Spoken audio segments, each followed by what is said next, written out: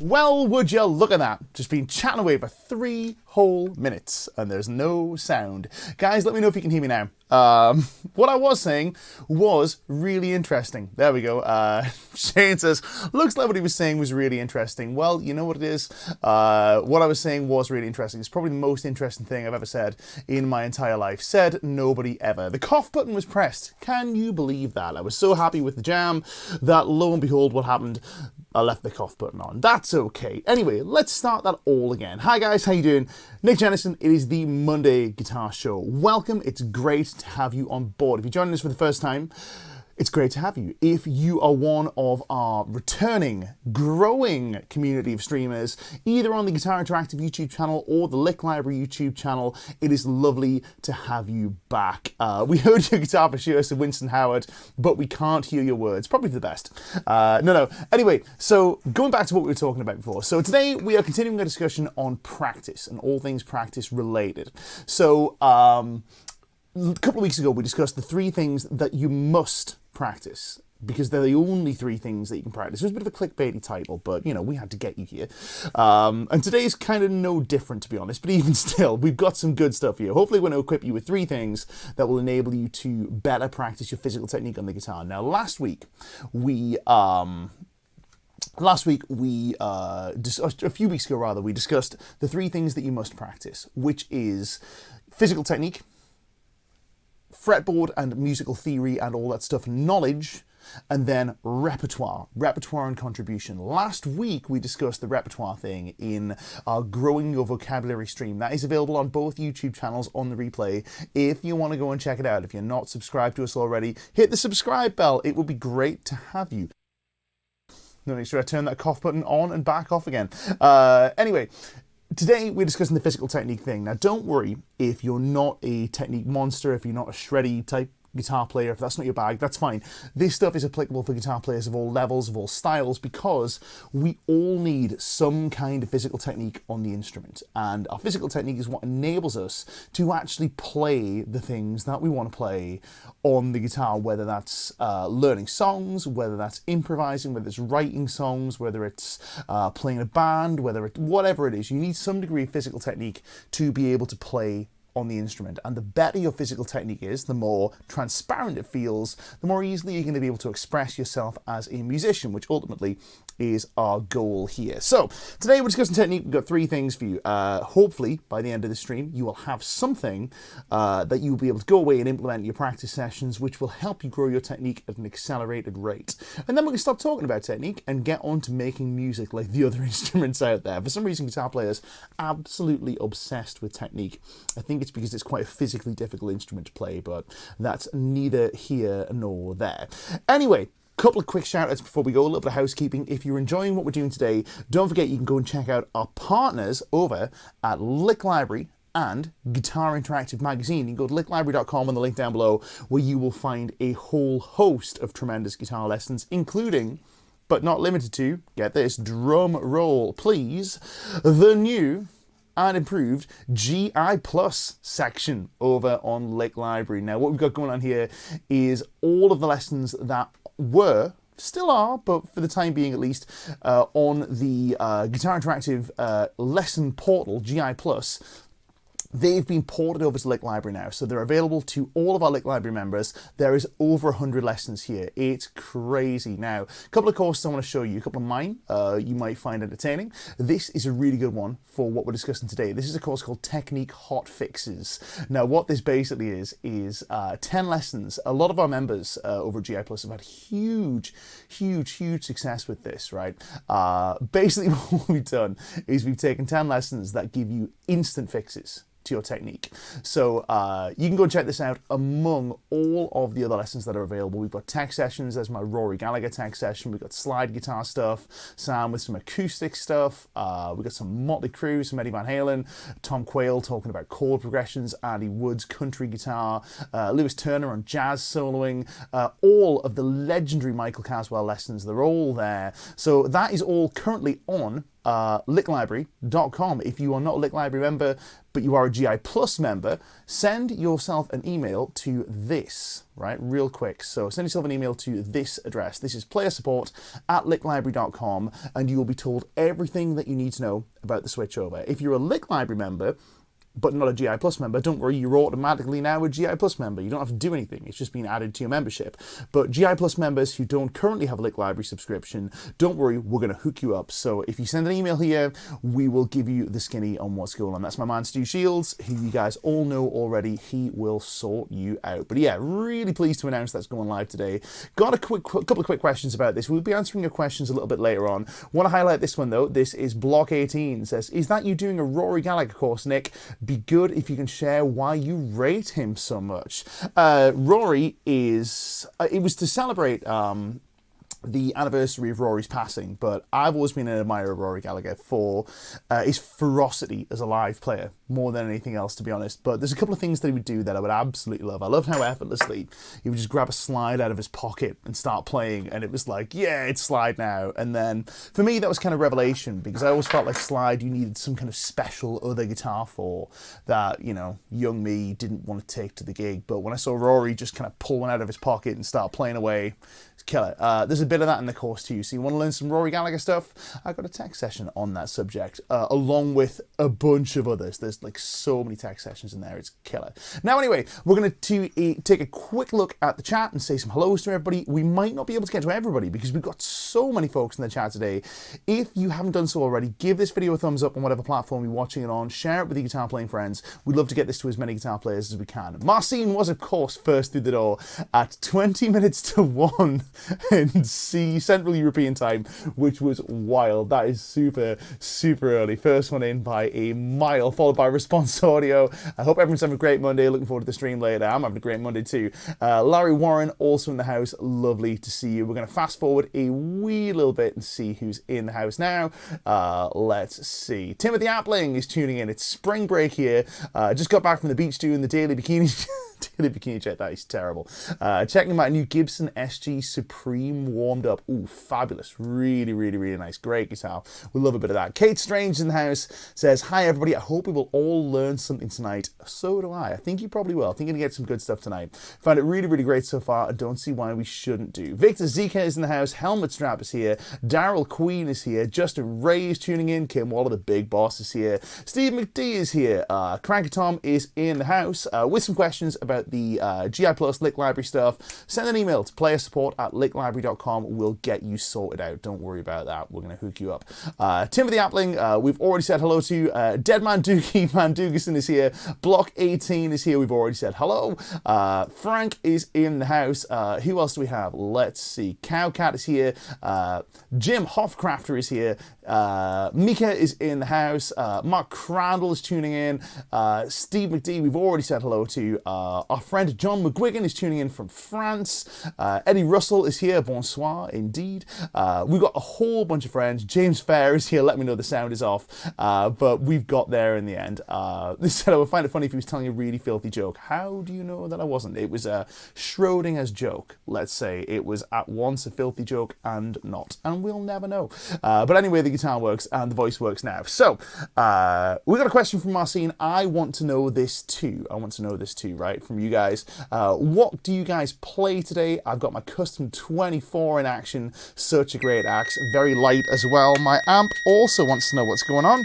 It's making whistling noises. Does that sometimes. It's very strange. I think it's something wrong with my my wiring here, but I'll figure that all out. So we want to know what guitar you're playing. I am, of course, playing my Maybach Convair, which is my current #1, but let us know in the comments what guitar you are playing. Jason Perry says fire. The only fire is the tone coming out of the amp, but even still. Anyway, let's get into the meat of today's session, which is how you can practice to improve your physical technique. Let's get into it. So, physical technique.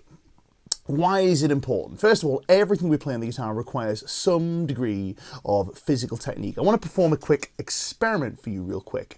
We're going to abandon the whole business of playing anything super chopsy. Shush, amp, behave yourself. Silence, silence. Got some really weird noises going on here, and I don't know why, but it's okay. We can run with this one. A perfectly fine noise. We'll run with that too. So, with amp noises aside, very, very unusual. I don't know what's going on there. I've been doing some reamping and maybe it's unhappy with me because I didn't use it for everything. So a little bit of experimentation. We have a backing track in the key of A minor today. We're going to be doing some expression stuff to begin with, just some expressive business, right? Because we don't tend to think about the feel thing as being a technique deal. We tend to think about it as something that, you know, well, you just feel it, man. Well, I'm going to hopefully dispel a bit of that today. So, not that feel isn't important, of course it is, but let's do a lick together. We're going to take this lick in the key of A minor. We're going to use A minor pentatonic, and we're going to play the following. Really, really simple. What we're going to do here is we're going to take the 7th fret on the G string, bend it up, release it a teeny tiny bit, just the very smallest amount, and then we'll follow it up with 5 and 7 on the D string. So 5 on the G string, 7 on the D string. Now that we have that lick, let's try playing along with our backing track, and we'll get really comfy with it. You give me some variation of that lick. However you want to play it, you can play it for me. Alright, now I'm going to play it again. I'm going to go like this. You take a turn. One more time. I'm going to go like this. You take a turn. So, probably not the most technically demanding lick in the world. I think we can agree. It's not a lick that is going to set the guitar-osphere on fire with its ferocious Paul Gilbert-esque wild picking nonsense. But, what we might see is we might see if we can play this without technique. And how are we going to do that? Well, we're going to do it the following way. This will apply to, I'm going to guess 99% of you. If there are any ambidextrous guitar players out there, then feel free to show off in the comments. But we're going to do the following. We've taken the same lick. What I want you to do is, whichever orientation your guitar is, we're going to turn it the other way up. And we're going to play this way. Prepare for me to embarrass myself on stream. Okay. We're going to try and play the same lick. Right? If anybody's tuning in right now, just to let you know, this is not the way I normally play the guitar. But we're going to do it together, just to see how it works, right? Real quick. First of all, how do I even turn this thing on? That feels really uncomfortable. Okay, I'm going to try the lick. Oh, wow, that's hard. I'm on the wrong frets. Gross, horrible. You take a turn, the wrong way up. We're playing guitars upside down today. You take a turn. Let me know in the comments, have another go, if you can make anything musical out of that lick whatsoever. Now, comparison, flip it over the normal way. Easy. Piece of cake. The reason I bring this up is to highlight to you the importance of physical technique, even if we're not playing things that we think of as technique, if that makes sense. There's not really, we wouldn't call it a technique lick, but even with a fairly simple sounding lick, a lick that we might find fairly trivial to execute, it still requires a level of physical technique. Now, can any of you play that the upside down? I really, really hope at least one of you can, because I certainly can't, right? Maybe we have some Michelangelo Batio style ambidextrous characters in the comments, who knows? We've got some great guitars in the comments though, that is for sure. Let's just take a quick look at some of those, because it would be rude not to. We've got a PRS SE hollow body, we've got a Jackson King V, we've got a Framer Strat Deluxe, a Parker Fly, a Gibson Explorer, we've got a Grover Jackson Dinky, very cool, P90 Revstar, fantastic guitars, we love them, a Fender Strat, a McCartney 594, I got one of them sitting right here, they're great guitars, Schecter Nick Johnson Diamond Series, very cool, CAR Strat 60th anniversary, and an RK Fly Rig, did a review on one of those, they're great. Who else do we have? Daryl Queen says, don't have full-on PRS money, so I am playing a Santana SE. That is a full-on PRS. And don't let anybody tell you otherwise. Kiesel Aries, PRS Custom 24. Headless Strandberg Bowden. Quite cool guitars, to be fair. I don't really like them, but they're cool. I don't like playing them because I'm enormous, and they look silly on me. It's a me problem, it's not a them problem. Hello Kitty guitar as well, nice. And a PRS SE McCartney, loads of cool guitars, right? Loads and loads and loads of cool guitars. Now, If any of you managed to play that lick upside down, here we go. John Mack says, I can't believe how difficult that is lefty style. It really is though, right? Like, it just serves to highlight the importance of physical technique in literally everything we play. Now, we might do like a G and C chord the other way up and see how difficult it is, but we've already kind of established that. We don't need to labour that point any further. So, now we've established that technique is important, let's talk about 3 things that you can do to improve your technique. And we're going to start with the first one. The first one is this, which is to find a technical model that works for you. Now, I say works for you because this is the interesting thing about technique, is there isn't really a one-size-fits-all approach to physical technique on the instrument. How do we know this? Right? How do we know that there isn't a one-size-fits-all physical model on the instrument? Because some people would like you to believe that there is. Some people would like you to believe that there is one and only one way to play the guitar, to which I'll respond that for every great guitar player that you find that has a certain technical model, you will find another equally great guitar player with a completely different technical model. That can be everything from preferences in terms of pick, strategy, through to left-hand posture, through to fretting pressure, through to where in the chain of the right hand the resistance comes in, whether it's a big grippy thumb or whether it's an open light thumb position but a heavy attack, etc. There are loads and loads and loads of ways to skin a cat when it comes to physical technique, and I'm going to encourage you to essentially try a bunch of them and explore what works for you. Now, we're going to do some picking stuff, and we'll see if we can find some stuff that is easy for you to carry off. But there's a lot of other ways that we can talk about this too. We can talk about it from fretting position. We might do a bit of that too. Now, there are some core points of performance that we have to meet as far as our technical model goes. And we might think about these as some high-level principles that our technique model has to fit. But if it fits those high-level principles, then we're good. So what might these be? Well, first of all, our technique has to meet the points of performance for playing the guitar. So it's no good if our technique feels good but doesn't actually allow us to play the things that we want to play. So what does that involve? Let's talk about the things that go into making a technique that is, I guess you could call this effective and efficient. So what you might have is you might take the idea that your technique should allow you to play clean notes that ring out without kind of being muffled or without being buzzy or being out of tune. So it should allow you to play notes that are in tune and clean and as long or as short as you want them to. You might, or as long as short as you want them to be. Now, you might also say that your technique should allow you to easily reach any of the notes that are within your reach. So what we might say with that is we might say, well, you should have a technique that would allow you, if you have a stretch, let's say, that allows you to play from fret 5 up to maybe fret 10, that's quite a big stretch, your technique should facilitate that. I'm not saying that it should allow you to play from fret 5 up to fret 17 in one position unless you have the biggest hands in the universe. But realistically, you should be able to reach notes. Your technique shouldn't stop you from grabbing the notes that you want to grab. But beyond that, there's lots of ways we can hold our hand to make that work. Other things might be you should be able to color a note any way that you like with your picking, with your vibrato, with your whatever your color tools are. Ultimately, your technique should meet the points of performance when it comes to playing the guitar. So that's one thing. Another thing we have to pay attention to with this is we have to pay attention to whether our technique is repeatable.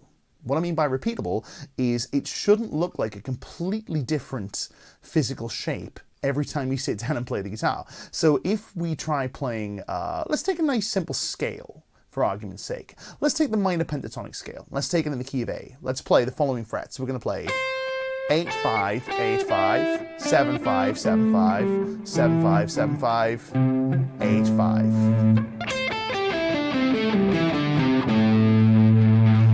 Now, let's take a look at a few different ways we could play that. So, first thing we could do is we could play it using one finger per string, one finger per fret rather.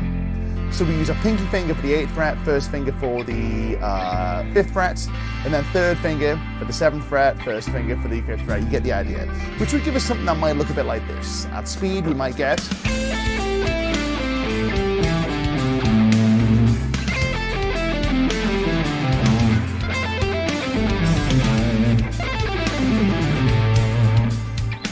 those look pretty similar. Now, we could also play using just finger 3 and 1.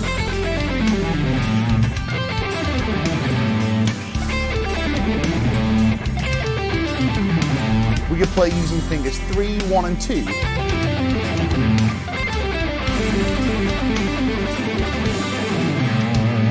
We could play using a slightly horizontal, a slightly oblique hand position. So rather than this, we could play like this versus this.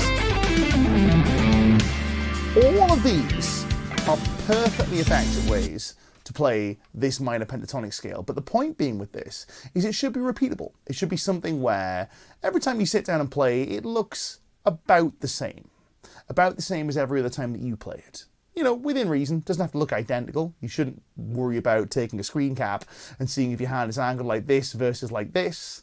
That's not going to make a whole amount of difference, realistically. But it should be something that is fairly repeatable. Another thing that is repeatable is it should be something that works most every time you try and play something. So your technique should be something that doesn't just work some of the time. It should be something that works the majority of the time. So if you play, for example, this lovely Paul Gilbert lick, which we all love,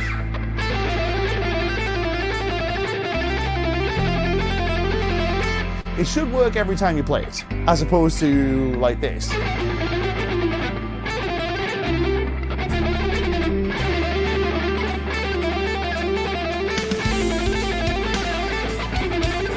So we're looking for a technique that is reliable and repeatable, meets the points of performance.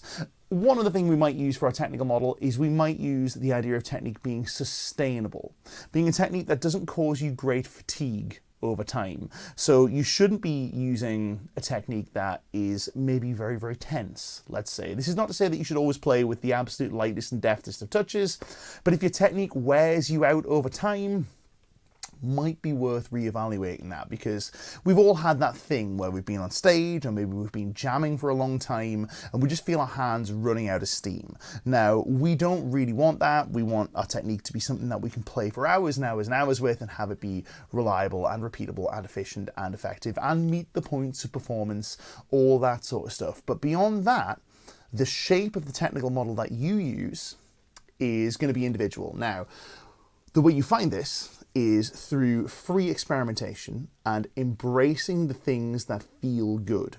Embracing the things that feel right. Now, I did see a couple of folks over the last like 6 months or so kind of lean into this idea that no, there is one way to play and you should only play this way and you shouldn't worry about what feels good to you. And some guy even tried to invoke, I dare say falsely tried to invoke sports science for this.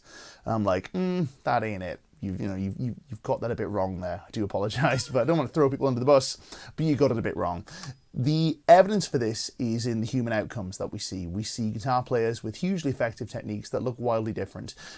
The reasons for this are all manner of things. Preference, the instrument that you play, segment length, the length of your arm, the length of your torso, the height you prefer to wear your guitar, the length of your respective fingers, the distance between your respective fingers, how big your palm is, how tall your palm is, how thick or short or fat where your fingers bend, how long this joint is compared to this joint, the difference in ratios between your fingers. They're all going to impact the way that you hold a pick, the way that you hold the guitar. They're all going to have a different influence on what feels particularly good to you. And ultimately, it's more about finding a technique that works than it is meeting a rigid technical model. And if anybody tries to enforce a rigid technical model on you, you are free to reject them and tell them that I said so. Not that that's going to make any difference, because they'll just go, who?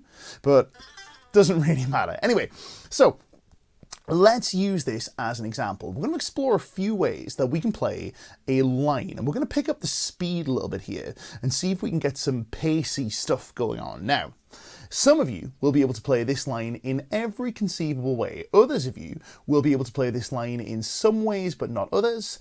Others still might not be able to play this line at all, but that's also okay. Now, the line in question is going to be as follows. We're going to take an A minor natural minor scale, and we're going to run it from the bottom to the top. And we're going to run it from bottom to top with some variation in between. Let me show you the scale. We're going to both hands here. So the scale in question is the following. We have 3, 5, 7, on the lowest three strings. 3, 5, 7, 3, 5, 7, 3, 5, 7.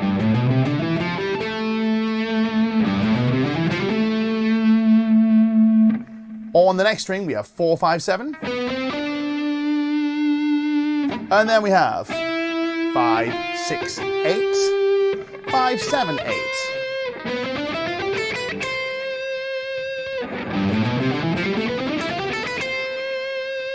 It runs as follows. We have 3, 5, 7, 3, 5, 7, 3, 5, 7, 4, 5, 7, 5, 7, 8, 5, 6, 8, 5, 7, 8.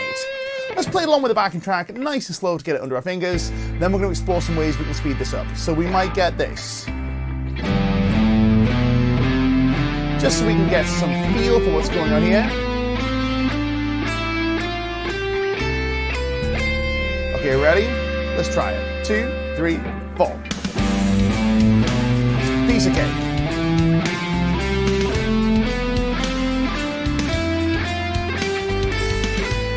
A little cheeky technique swap there mid-line just to give you an idea of what's coming. Let's try it at some kind of pace. So let's try going like this. Let's go.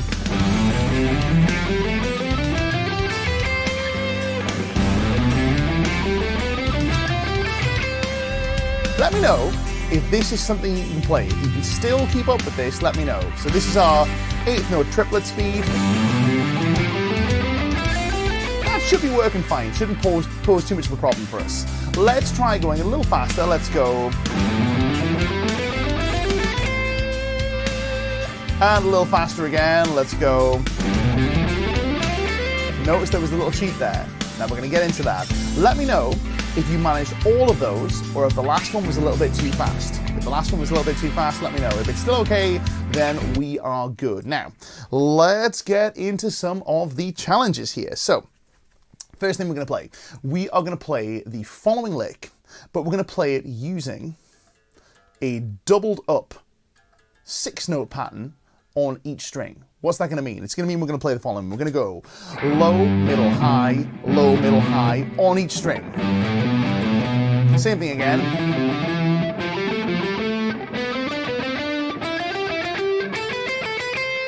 Now, if you're finding it too fast, if any of you guys are okay, then by all means try and keep up. If you got try and keep up, that's not a challenge. It's not me saying, hey, try and keep up with this. Far from it. But if you guys find it's a little too fast, feel free to play along at a slightly slower speed, and that's okay. Daryl Queen says, grab the last one, but had to do a bit of legato to make it work. Same. So, doubled up.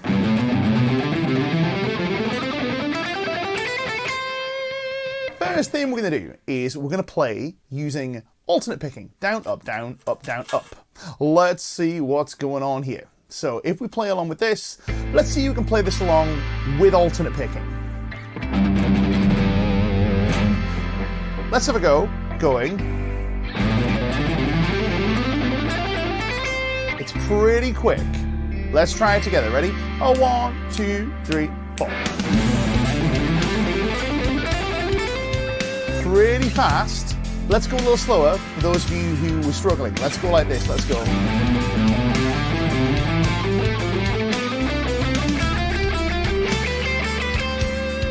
One more time. Here we go. John McGuigan has a great observation. Says the doubling up is easier because the picking on strings, changing strings, stays the same. For sure. I totally agree, right? That's why we chose it. That's why I did it. So we go again. Let me know if this is something you can play. If we do it faster,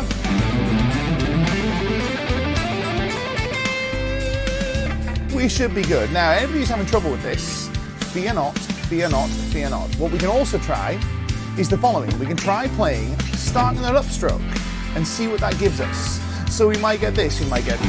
Oh, that's tough. What am I going to get? I'm finding that a bit more challenging, but let's try it together. We go... Does that work for us? Who knows? Maybe. Now, let's go back to the non-double version and see what it gives us. Let's try playing with alternate picking. Let's try going... Is it working for us? Potentially. let's try doing it a slightly different way. Let's try doing it like this. I'm going to mute the backtrack real quick. Let's try doing it with a little sweep after each pick.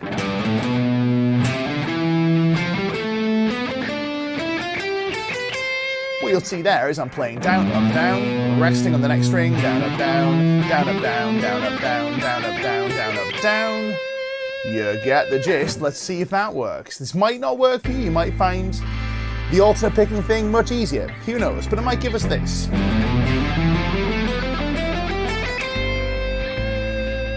This is an example we might call economy picking. Might work, might not. But let's try it, okay? So at our slower pace, we're going to go... little scuff there. We might get this with alternate picking. With economy. What about one more approach? What about if we play pick, pick, and then a hammer on?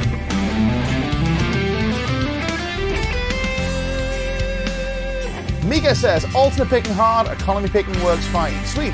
Is there anybody who's finding the opposite is true, where economy picking is difficult, but alternate picking is fine? Let's find out in the comments. We're going to go a little faster now. Let's try going... There's our alternate picking line. Let's try economy picking. We go...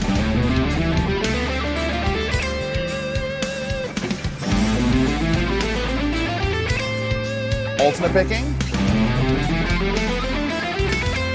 Let's go faster. Let's go... That's quite tough.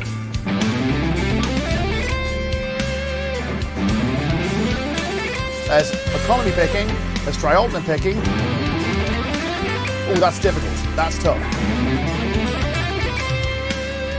It's there, but it's there not quite. Now, the reason I've done this exhaustive demonstration with these two licks is to highlight to you guys that there are many, many, many ways that you can skin a cat with your technical work. Now, this is to encourage you to embrace a unique technical model that fits what feels comfortable to you and meets the points of performance that you want to meet, which ultimately in this case is play lines with pick. Makes sense? In time, in tune, the notes you want to play, in the places you want to play them, for the durations you want to play them, with the tone you want to play them. And if you have a technique that works for that, you got it. It's laughing. You don't need to go any further. Don't feel compelled to do one technical model that someone may try and impose upon you. Find one that just allows you to play the things that you want to play. And the best way to do this is through discovery. And if you want a bit of help discovering what's going on, we have a course on that subject that I'll show you in a second. And notice at no point do we discuss things like you must hold your pick like this, or like this, or like this, or like this, or like this, or like this, or like this. We haven't talked about any of that stuff because you can find examples of players who use all of those and they all sound pretty damn good. Now, if you want a little bit of help with your picking in particular, with the technical model for picking, we have a course that is now available on licklibrary.com. It is part of your GI Plus selection of courses that's now available on Lick Library. It is called Picking Strategies Part 1 by yours truly. When we come back from this little trailer, I'm going to show you tip number 2.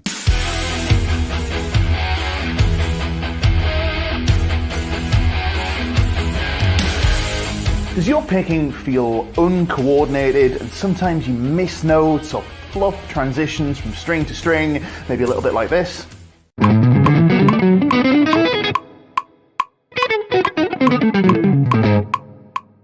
When in reality what you want is smooth and easy and transparent feeling picking, a bit like this.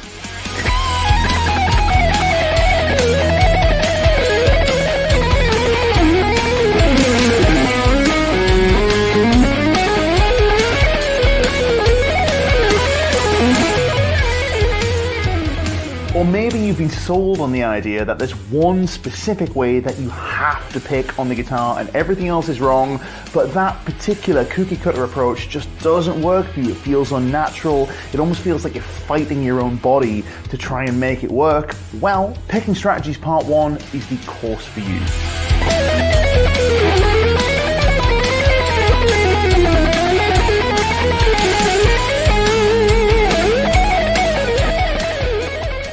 In this course, we explore the many different ways that you can form a full and complete and comprehensive picking approach by examining the various strategies used by some of the greatest pickers of all time. And there are a whole bunch of strategies out there, and I guarantee there is one that is going to work for your preferred picking mechanics, the way you prefer to stand or sit with the guitar, the type of guitar you play, the type of music you play. There is a strategy for you. We're going to explore all of them, and I'm going to show you how you can take a single solo study and play every line within it using all of the 6 picking strategies that we look at in this course. And of course, this entire course is available as part of your GI Plus membership. So if you're not signed up already, what better excuse do you need to sign up today?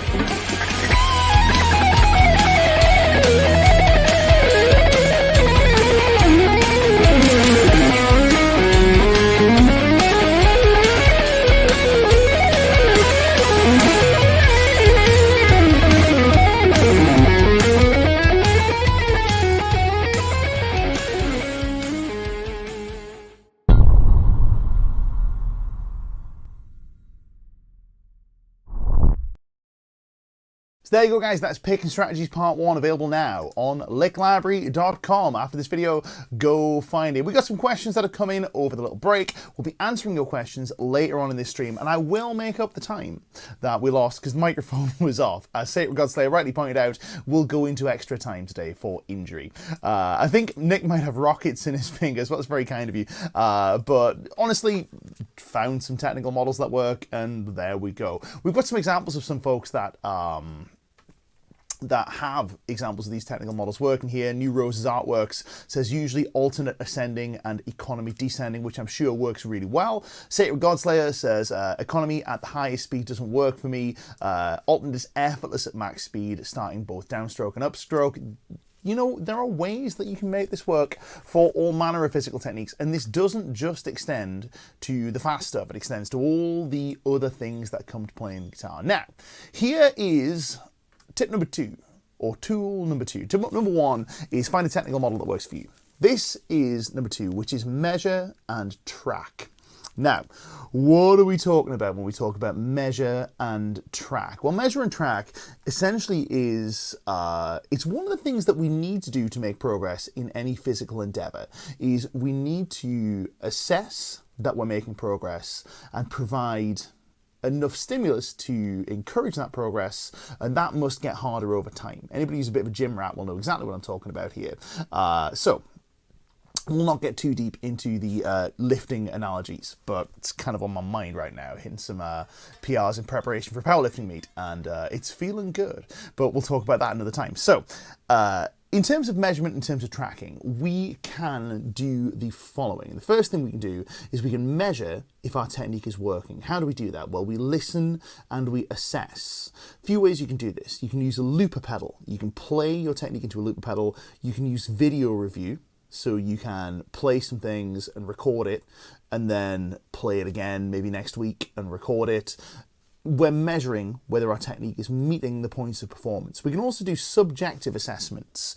We can assess whether our technique feels more sustainable, whether it feels more repeatable than it was, or whether it feels less repeatable. So measuring whether our technique is efficient and effective is very important. But in terms of tracking our progress, this is usually best done, in far as technique goes, with a metronome. So we've all done the metronome chasing thing, I'm sure. If you haven't, hey, you're in for a bumpy ride, let's just say that. But metronomes can take the form of metronomes, or they can take the form of drum loops. I like drum loops, personally, because you can dance to a drum loop. Metronomes, they'll break your heart. But anyway, what we might do is we might take that Paul Gilbert exercise that we've talked about so many times. In fact, we've done that loads. Let's not do that. Let's do the exercise that we were just playing, which is this doubled up.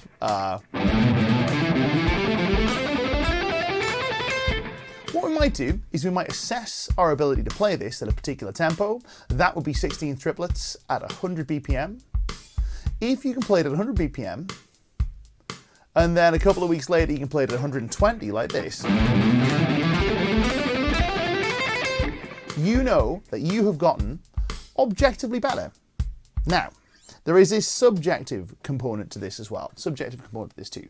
We track our progress, but we must make a note not only of our ability to play things at different speeds, but we must also make subjective assessments as to how difficult things are. So here's the thing. Let's say that you sit down to play something at, say, 100 BPM one day, and it feels pretty easy. And then the next day, you sit down and you play at 110 BPM, and it feels like you get it, but it's at the very limit of your abilities, right? The very limit of your abilities. Have you gotten any faster? Have you gotten any better? We don't know.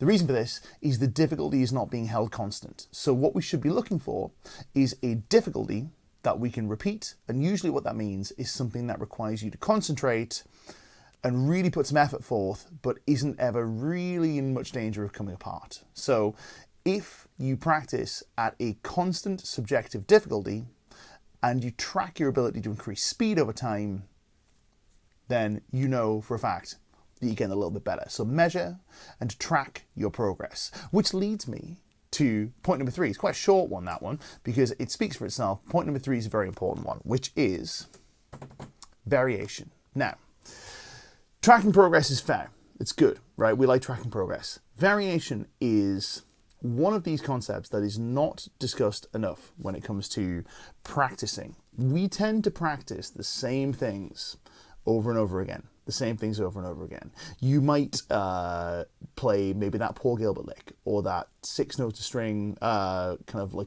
sort of scale phrase that we just played. You might try that. You might try whatever it is that you're practicing, whatever it is you're playing.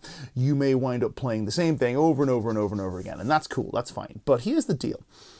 The human body does, or the human mind, body, whatever it is, humans learn not just by repetition, but they learn by solving problems. We learn more through close variation than we do from straight repetition. Now, this doesn't mean that we vary things every time we play a lick, we vary it, but it means we have to introduce variation over time. What does this look like? Well, close variation would be an example of something like this. If we take the same scale lick that we just played, this 6 notes scale lick, this business of playing here, we're at 120. Let's just let's keep things there, but we'll slow it down a little bit. So if we had this lick,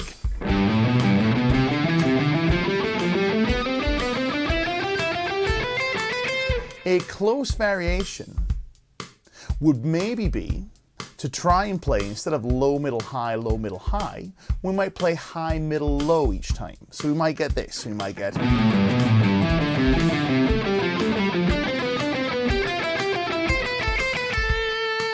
Now, as an experiment, let's try that. Let's try playing. I'm going to get rid of the delay because it's a bit over the top right now. Let's try doing... I'll try and get rid of the delay, full stop. Let's try playing the same thing that we did before, which is low, middle, high. We should probably be quite well adapted to that now. Let's try going...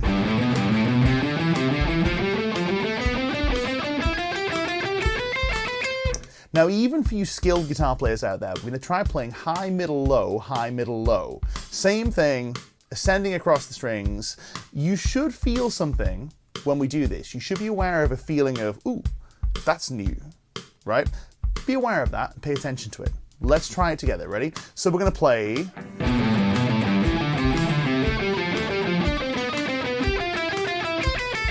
Ready? 2, 3, 4.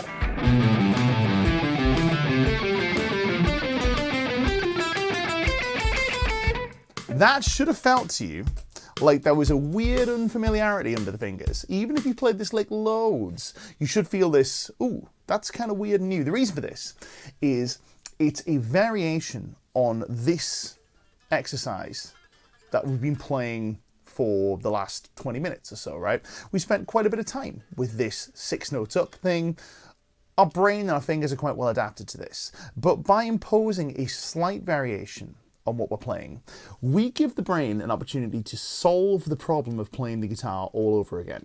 Now, in terms of solving the problem, what this means is your brain is constantly figuring out how to move your fingers in a way that meets the points of performance that we want. And the more opportunities we give it to solve these problems, the more we present it with new and interesting problems, the better it gets at doing the thing we want to do. It's been demonstrated time and time again in both practice, in skill disciplines like playing music, and also in sports science. Let's say, for example, throwing the discus, or running the 100-meter hurdles, or whatever, pole vaulting, playing whatever variation of football is popular in your native country. Or the lowest skill sport in the world, which is the one I do, which is powerlifting. Even still, it's been demonstrated time and time again that we get better at our core skill faster if we practice the core skill and close variations than if we only practice the core skill. This has been studied at length, and we can apply this to our guitar playing. So variations include things like varying rhythm, changing the order of notes in the lick, varying the equipment that we play it on, such as playing on different guitars. If you have a Strat and a Les Paul, let's say, they have different scale lengths. So playing the same lick on a couple of different guitars presents a variation. Playing the lick on an acoustic guitar, playing the lick with a different kind of plectrum or no plectrum at all presents a variation. Now this can also work on things that aren't just exercises. Let's say we go back to our original lick demonstration. What about if we try varying this all sorts of different ways? We'll go back to our backing track. Let's get rid of the drums and let's have our A minor ballad backing track again. Let me show you a bunch of different ways that we can vary this from a technical perspective. So first things first, let's go to the two hands so you can see what's going on. I'm going to try and play, and you're welcome to do these as well, by the way. So we play. We're going to vary it by playing it without a pick. I'm going to play it with my thumb and fingers. I'm going to play it with only my thumb. I'm going to play it using only upstrokes. Only downstrokes. Playing very quietly. Playing very loud. Playing with the last two notes in the wrong order. Changing the positions of the notes.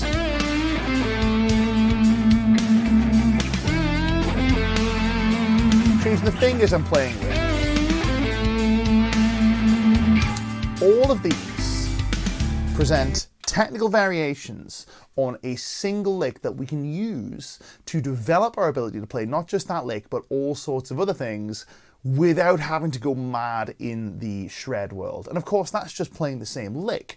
What you might also do is you might learn a bunch of licks or learn a bunch of solos, let's say, that are close to the ones that you're already playing. And a great way to do this is to explore the vocabulary of one guitar player in particular. Because you tend to find that guitar players, let's say, for example, you're really into Angus Young, for argument's sake. You'll find that there is a similar vocabulary to a lot of Angus's playing. And if you learn more of his lines, rather than, let's say you just want to learn the solo from Thunderstruck, well, what if you also decided to learn the solo from Back in Black, and you decided to learn the solo from Shook Me All Night Long, you decided to learn the solo from wherever. Lick Library is a great place to go and get this, by the way, because we have a huge variety of songs available, including classic albums, start to finish, note for note tuition, face to face as well. It's not just tab, it's the whole teaching experience. It's way better. If you want any help choosing this stuff, we also do one-to-one support, but that's the sales pitch. We don't need to talk about that. But variation is super, super important for this because it presents us with these time to solve the problem moments again. And that, dear friends, is where the real gold is, right? That's where the real good stuff comes from. So Darryl Queen says, I've heard this referred to as muscle confusion exercises. Yeah, you know, you can probably think about it like that. That's some Arnold stuff right there. You've got to shock the muscle. But for example, here is another way we might look at it. So if we look at the way, I'm trying to think of things that I actually know about. I'm not much of a sportsman, but if we take strength sports, which I do participate in, if, let's say, for example, I was coaching someone to have a more efficient bench press. Let's use the bench press, right? And let's say, for example, they were struggling to get the bar from, this is probably gonna be boring if you guys don't lift weights, but most people do bench press if they do lift weights. Let's say someone was struggling to get the bar from chest, back over their shoulders to lockout, right? Let's say they were struggling with that. I could try and enforce some kind of technical cue that would be like, oh, well, flare your elbows when you get off the chest, for example. Or I could program variations, like, say, for example, a pin bench press or an incline bench press that would challenge their ability to perform that movement. And in doing so, they'll actually get better at the core skill quicker. So this is kind of where this comes from. Another example of this might be things like agility drills that you see ball sports athletes doing, if that makes sense. Here's a really cool comment from Boomster Black saying, John Bjork has a cool approach about looping the exercises by taking the sequence and starting it from different points. Very, very cool. That is a really, really great observation. So the three things that we are looking at here, with some very kind comments coming in, but yeah, the three things that we're talking about here are the following. I'm going to encourage you to number one, find a technical model that works for you. Discover a technical model that works for you. Measure and track your progress, and embrace variation in your practice. Don't practice the same things over and over again. This is not the Bruce Lee business of, you know, what is it like? Don't be a man who knows 1,000 kicks. Be a man that's practiced one kick 1,000 times or something. It's not what we're looking for here. It's a cool soundbite, right? Cool soundbite. And maybe for the kick, it's a cool thing, but for the guitar, we want variation in our practice. So here's a cool one from Mike. Mike says, I've never heard this micro change approach before. I will be incorporating. You totally should, man. And it can be as simple as picking up another guitar or grabbing another pick. Here's another one, right? I'm going to take the same deal. Take a look at this pick here, right? This is a terrible pick. Not because it's badly made. It's by our friends at Ernie Ball. They make lovely picks, but it is really, really thin. This is, I think, a 0.6 millimeter. And it's also massive. And for me, I'm more of a jazz pick kind of guy. But watch this, right? I'm going to play a line and I'm going to incorporate a change of plectrum, right? If you have two picks available, you should try this, right? So, same backing track. Watch this. If I play... change the pick. Oh, it sounds good. It sounds really good. Let's change the pick to a different material. Let's go. Back to the original. And away we go. So that provides your variation in and of itself. Just grab a different pick. Grab a different pick. So anyway, we got some questions coming in. If you have questions, we have answers. We'll be extending the Q&A session today because, of course, I did manage to switch my mic off for an extended period of time at the start of the stream. So we'll keep going. We're going to get some more questions on the go. And we've got a few good ones coming in. I really, really want to highlight this one. I hope I've started. If I haven't, I'm going to go searching for it. It's my friend Victor Zika. I'm going to find this comment. Now, unfortunately, it's not started up right now, but it is a great question, a very good question about injury, and we're going to address that as we go, a finger injury in particular. Let me just go find the guy. If you do have questions, by the way, drop your questions down below because we're going to answer as many of them as we can. Now let's just keep on going. While we're here, PSE is asking if there will be another 51 Rock Licks DVD. Maybe there will be. Maybe we'll do 52. Who knows? But yeah, for you guys wondering, that is one of the courses that I have that's available on licklibrary.com. It is 51 over-the-top rock licks. If you want some really, really silly licks that you'll get fired from your band for playing, but they are good fun, try to get some nuggets of information in there. There's actually a concept that's being explained in the whole thing. It's not just licks. But yeah, go to licklibrary.com, go grab it. Here's a question from Victor Zika. Okay. I have broken my left ring finger. I am really sorry to hear that. I'm cringing in pain thinking about it, but I'm sorry to hear that, man. Actually, no loads, because had problems with fingers before. Still plenty of things to practice, like finger picking, etc. Calling that the crippled finger challenge. It really sucks that you're injured, man. I'm sorry to hear that, but finger breaks... they're gross. They're no fun, and it takes you out of the game. It's not a wonderful position to be. But you're absolutely right. You're embracing things, and this is something we can all learn from. Embracing things that we can do. So rather than looking at all the things that you can't do and go, oh, okay, well, you might as well not bother playing the guitar. Embrace the things that you can. So for example, grab a slide. Time to get really good at playing pinky finger slide. If you can, if it doesn't hurt to do, pinky finger slide. Or get really, really, really good at tapping with just your right hand and playing melodies with just this. Find ways of playing your favorite solos using just right hand tapping, for example. Finger picking is really great. You can explore, you can take this opportunity to practice your harmonics. You can practice playing lines with one finger, so you can practice your phrasing.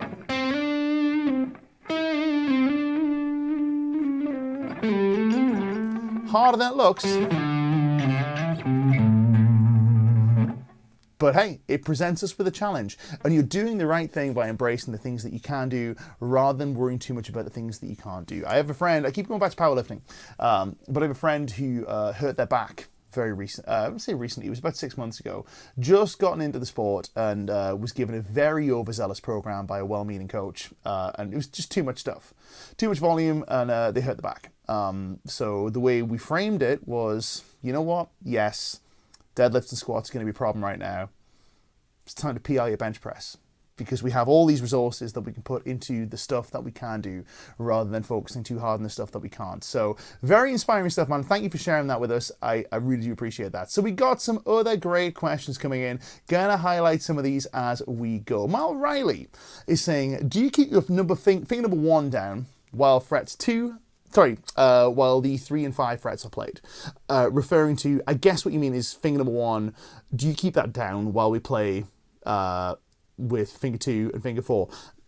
As a rule, we try not to do that. So we try and just have the fingers down that we need for the notes we're playing at any given point. The reason for this is, if you have a finger down at any point and you try and move your other fingers, stuff gets a bit weird. Let me show you an example of this, right? Let's try doing this as a little exercise. Let's try playing something with our first and third fingers. Let's try playing the middle notes of our A minor pentatonic scale. It's going to be 7-5, 7-5 on the D string, G string. G string, then D string.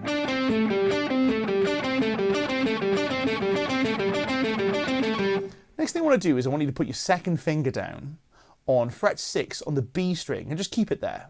Hold it down, and then let's try playing the same thing.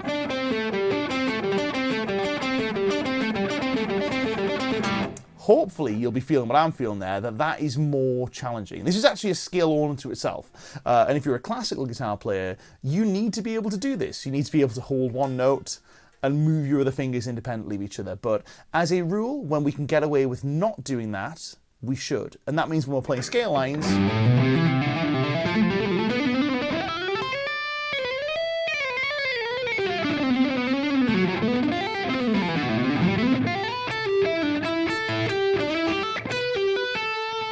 we try where possible to not have the fingers that we're not using down on the string at any given point. So that's the thing with that. Here's one from our friend Mika. Is it Silyander or Siljander? I will say, I'm assuming it's Silyander, but I apologize. I butcher everyone's names. I do apologize for that. So Mika is asking, I've always struggled to pick 3 note per string scales from high E to low E string. Any strategy for playing the same example, G mixed leading scale, we just picked from the low E. So from high E to low E. There's a few ways you can do this. So I'm going to give you the cliff notes on the picking strategies thing really quickly. But here's the deal. So when we are picking, usually the challenge is not just moving the pick back and forward in the string. It's not picking on the string that is the issue, right? The issue is changing strings, and that's normally where we start to get tripped up. So what people will try and do is what we play at slower speeds. When we play at slower speeds, we can get away with getting the pick out of the strings on every pick stroke. What I mean by that is after every pick stroke, the pick escapes the strings and is ready to find another string anew. That's fine at slower speeds, but when things start to speed up, that starts to break down. What we end up doing instead is we should be looking for the pick to move in a straight line. Now this is difficult because first of all, the human body doesn't move in straight lines, it moves in circles. Circles this way, circles this way, but even still, broadly speaking, a straight line. A line that is straight enough that, you know, or a circle that is broad enough that it feels straight. Now, if you do this, what you'll notice is it's impossible to change from string to string because the pick just kind of catches on the string. So what we do instead is we take this straight line and we angle the straight line. Let me use this pick so you can see very clearly. We angle the pick. We angle the path of the pick's travel. It's still straight, but instead of being straight like this, it's now straight like this or like this. They're still straight lines. Right? We angle it so that the stroke we want to finish our string on moves away from the guitar's body. And the stroke we don't want to finish our string on moves in towards the guitar's body. How far you do this is kind of up to you, but the way that you do it is very simple. If we want a downstroke to escape, let's do this together, right? Real quick. Take finger number 1, place it on fret number 5 on the E string. Pick up and down like this in a straight movement. As we do this, I want you to become aware of the 2 bones that are in your forearm. You've got 2 of them.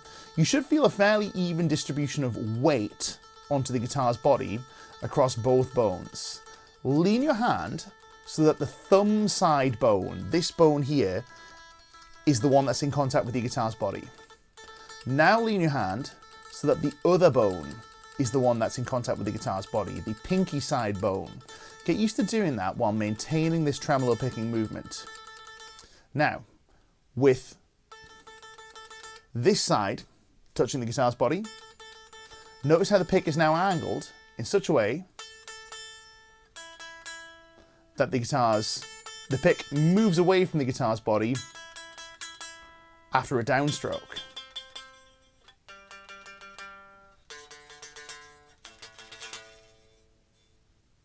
That's how we get that to work. If we want to finish a line in a downstroke, we lean this way. If we want the opposite to happen, we want to finish a string on an upstroke, we lean the other way. We get this bone in contact with the guitar's body, give or take.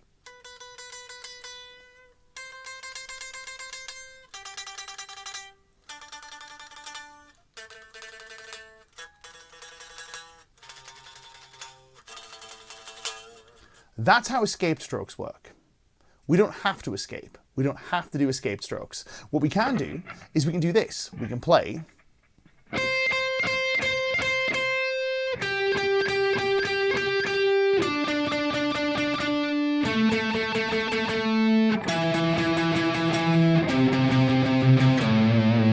With a little miniature sweep.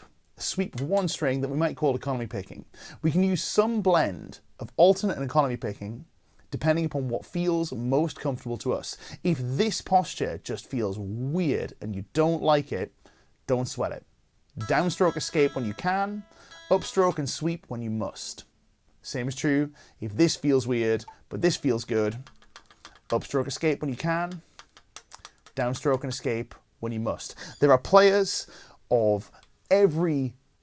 great players that use all manner of these strategies, and you can find examples of all of them being used successfully if you look hard enough. Troy Grady has some fantastic resources on this. He kind of brought all this stuff to light.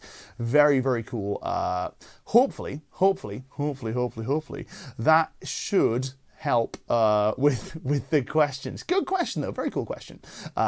Here is a good one good comment from Cowcat saying, I use tool variation nowadays by means of using a totally different kind of pick to what I use normally. For sure. You can do the same with tone, you can do the same with guitars. So if I get a bit comfy on this, I might grab this go down, for example. This go down is tuned B to B and is a different scale length to this guitar. By contrast, I might grab this for a laugh, Rapier 12 string, which is super cool. One of the ugliest guitars I've ever seen, but it's kind of cool. Great guitar. I might play on this for some kind of variation. I'll also hit my other guitar with it. So varying the guitars that you play can also work as a tool variation. It's very cool. Very, very cool.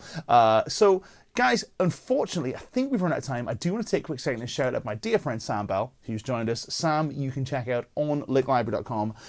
So many lessons. Sam is not just a great guitar player and a great teacher, but a great thinker on the guitar. He has some fantastic insights on not just the instrument, but also life and existing as a guitar player, just go check out Sam's lessons. Go and follow him on social. He is the best. But more importantly, a great dude. Lovely guy. All the time in the universe for Sam. He's great. So here's one from Mustache Metal. We might as well get through this too. I can blaze through alternate picking runs with inside string changes, but not for very long. Relaxing the forearm muscles is the tricky part of me and still having stamina left in the tank. Any tips? Yes. So what you might be doing, maybe, this could be, might not be it, but what I think it might be is I would assess where the slack in the pick setup is. The slack in the pick setup. What I mean by this is the slack in the setup, something has to give in order for us to get the pick from this side of the string to the other. And here are the things that can give. We can make the string give. We can move the string until it will move no more and flops under the pick and pops out the other side. We can have give in the pick, so the pick flops over the string by holding the pick lightly.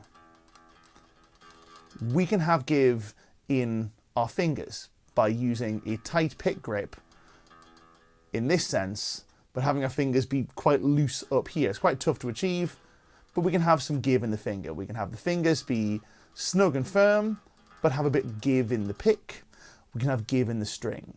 I would encourage you to assess where the give is coming from and see if it's resulting too much from the string giving. So if we're picking really, really hard and we play,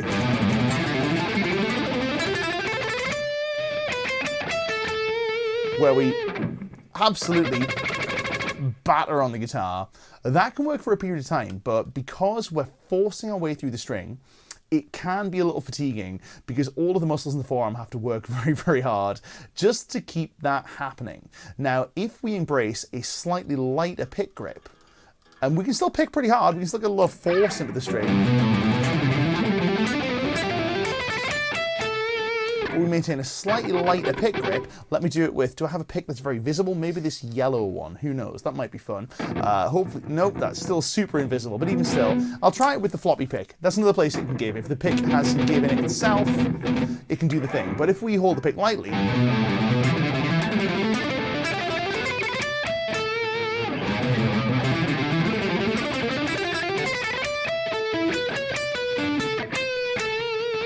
we can still get some speed up, but the pick is just giving, and that's where the slack in the setup is coming from. We want to find that slack, and we want to make sure that the slack is not necessarily always coming from just bashing through the string and moving the string out the way. We want a little bit of give in our pick setup too. How much? Experiment with it. Find the amount that feels good and is sustainable. So sustainable meets the points of performance, etc., etc., etc. So anyway, guys, thank you so much. My name's Nick Jennison. It has been a blast. Once again, this is the Monday Guitar Show. I just want to remind you that we do this every Monday at 8 p.m. UK time. It's always fun to hang out with you guys and shoot the proverbial about all things guitar related. We're back next week with another stream and we're talking about practice. Next week, we're talking about optimizing your practice sessions for the most progress. Make sure you don't miss that. If you want to be informed of when we're about to go live, hit the subscribe bell on whatever channel you happen to be watching on. We are going simultaneously on the Guitar Interactive and the Lick Library YouTube channels. Make sure you hit the bell icon too, so we can let you know when we are about to go live. It's Mondays, 8 p.m. UK time. Set yourself a reminder or subscribe and hit the bell so we can give you one. While you're there, give this video a thumbs up, share it with your guitar playing friends, and don't forget, check out licklibrary.com for the best guitar lessons that you're ever going to find, including all of the GI Plus lessons that are live now on licklibrary.com. And also, don't forget to head to guitarinteractivemagazine.com for everything else, which is interviews, reviews, news, all of the good stuff that we love about gear, about artists that we love. That's all available on guitarinteractivemagazine.com. Give us a subscribe while you're there. My name's Nick Jennison. I will see you next week, Monday, 8 p.m. UK time. Let's play out on the backing track that we've been playing on, and let's see if the amp is going to play or if I'm going to stick. I'm kind of digging this channel 1 sound, but I really feel like I want channel 2. Is it going to scream at me? It's screaming at me. So we'll stick with this one. That's fine. We can live with that.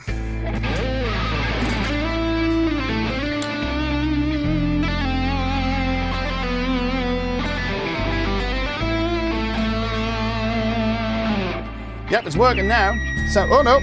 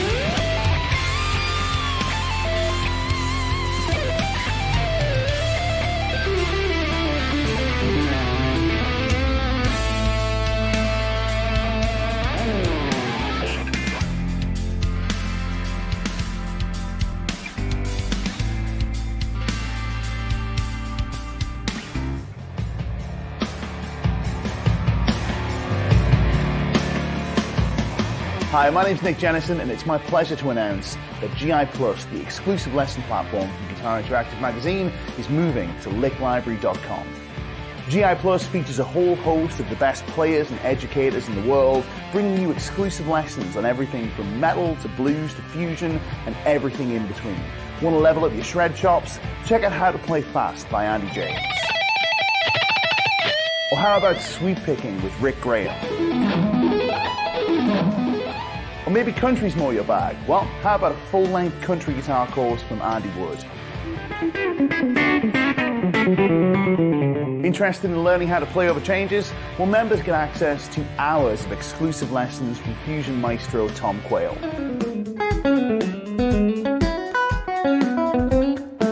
Or maybe you want your playing to sound more soulful? Well, who better than Chris Buck to show you how it's done? Members also get access to every lesson ever published in Guitar Interactive Magazine, including Michael Caswell's legendary Pro Concepts column.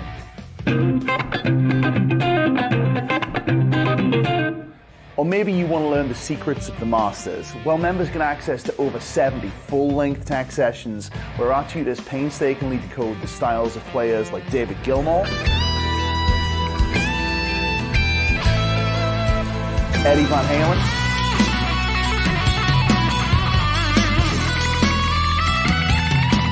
John Petrucci, Larry Carlton, Slash, Tosin Abasi, Paul Gilbert, and many more.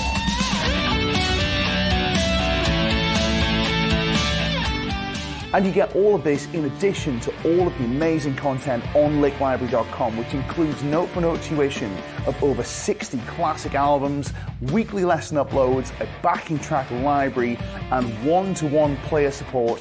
There has never been a better time to sign up than right now.